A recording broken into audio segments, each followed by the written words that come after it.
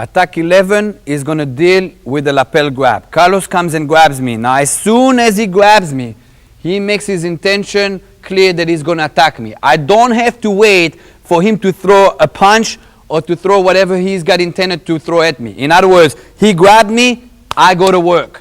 All right? The first thing I'm going to do is what we call in Hebrew a shifshuf. Shifshuf means rubbing in Hebrew. I'm going to rub off a kick to his groin. It doesn't matter if I connect with the shin, the knee, it doesn't really matter. All I do is write that kick to the groin. That will short circuit his intention. In other words, if he wanted to punch me, when I kick him in the groin, he's going to think groin, obviously. All right? As soon as I got him on the groin shot, I'm going to overlap with an elbow right in his face. So I'm coming in. 1, 2. This will serve that I can start attacking his hand that's grabbing me. Again, 1, 2. From here, I'm going to grab his hand.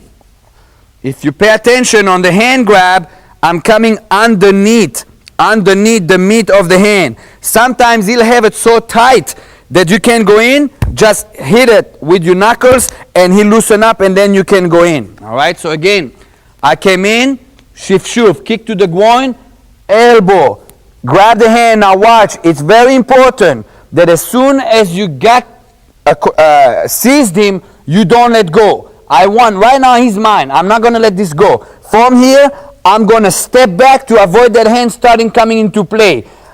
Step back and I contain him on my body. I do that for 2 reasons. Number 1, so I have more control. I have 1 point of control here and the second point of control being my actual body.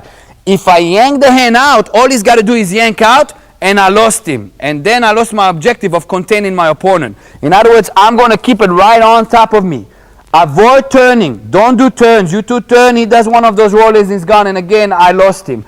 I am going to hit him right here in a piston motion straight down so his knees buckle. If his knees buckles, his leverage is gone, and now I can start going to work. From here, it'll be 1, 2, 3 knees. Step on his foot and break his ankle as an objective or any other objective. Again, Carlos grabs, shif, elbow, step back, piston him down, present the face, 1, 2, 3, step into objective.